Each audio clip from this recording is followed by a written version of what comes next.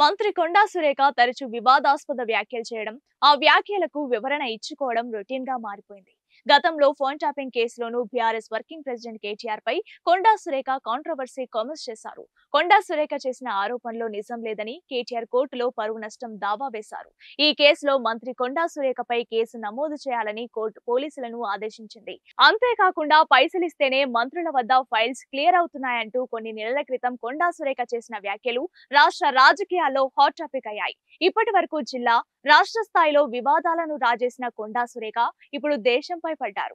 ఏకంగా దేశ ప్రథమ పౌరురాలు రాష్ట్రపతి ద్రౌపది ముర్ముపై సంచలన వ్యాఖ్యలు చేశారు. బీసీ రిజర్వేషన్ల పెంపుకు ఆమోదం తెలపాలని కోరుతూ తెలంగాణ కాంగ్రెస్ ఢిల్లీలో నిర్వహించిన ధర్నాలో ప్రధాని మోదీ బీజేపీని టార్గెట్ చేశారు. నూతన పార్లమెంటు భవన ప్రారంభోత్సవానికి అత్యున్నత పదవిలో ఉన్న రాష్ట్రపతిని బీజేపీ ప్రభుత్వం ఆహ్వానించలేదని, ఆమె వితంతువు కాబట్టే మోదీ పిలవలేదని కొండా సురేఖ సంచలన వ్యాఖ్యలు చేశారు. అయోధ్య రామ మందిర ప్రారంభోత్సవానికి కూడా రాష్ట్రపతి ద్రౌపది ముర్మును పిలవలేదని, ఆమె గిరిజన మహిళ కాబట్టే ఇక్కడికి కూడా మోదీ సర్కార్ రానివ్వలేదన్నారు కొండా సురేఖ.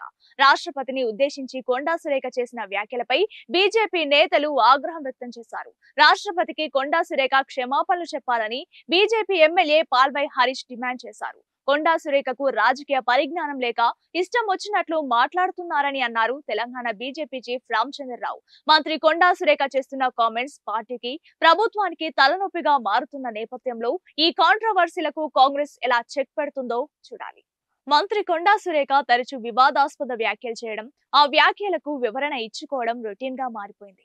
గతంలో ఫోన్ ట్యాపింగ్ కేసులోనూ బీఆర్ఎస్ వర్కింగ్ ప్రెసిడెంట్ కేటీఆర్ పై కొండా సురేఖ కాంట్రవర్సీ కామెంట్స్ చేశారు. కొండా సురేఖ చేసిన ఆరోపణలో నిజం లేదని కేటీఆర్ కోర్టులో పరువు నష్టం దావా వేశారు. ఈ కేసులో మంత్రి కొండా సురేఖపై కేసు నమోదు చేయాలని కోర్టు పోలీసులను ఆదేశించింది. అంతేకాకుండా పైసలిస్తేనే మంత్రుల వద్ద ఫైల్స్ క్లియర్ అవుతున్నాయంటూ కొన్ని నెలల క్రితం కొండా సురేఖ చేసిన వ్యాఖ్యలు రాష్ట్ర రాజకీయాల్లో హాట్ టాపిక్ అయ్యాయి. ఇప్పటి వరకు జిల్లా, రాష్ట్ర స్థాయిలో వివాదాలను రాజేసిన కొండా సురేఖ ఇప్పుడు దేశంపై పడ్డారు.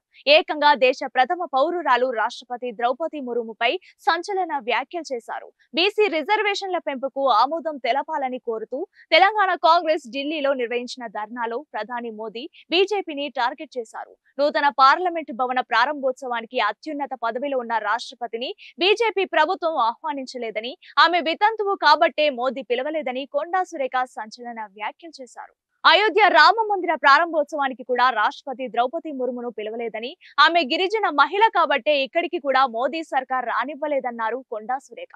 రాష్ట్రపతిని ఉద్దేశించి కొండా సురేఖ చేసిన వ్యాఖ్యలపై బీజేపీ నేతలు ఆగ్రహం వ్యక్తం చేశారు. రాష్ట్రపతికి కొండా సురేఖ క్షమాపణలు చెప్పాలని BJP MLA Palvai Harish demand చేశారు. కొండా సురేఖకు రాజకీయ పరిజ్ఞానం లేక ఇష్టం వచ్చినట్లు మాట్లాడుతున్నారని అన్నారు తెలంగాణ బీజేపీ చీఫ్ రామచంద్రరావు. మంత్రి కొండా సురేఖ చేస్తున్న కామెంట్స్ పార్టీకి, ప్రభుత్వానికి తలనొప్పిగా మారుతున్న నేపథ్యంలో ఈ కాంట్రవర్సీలకు కాంగ్రెస్ ఎలా చెక్ పెడుతుందో చూడాలి.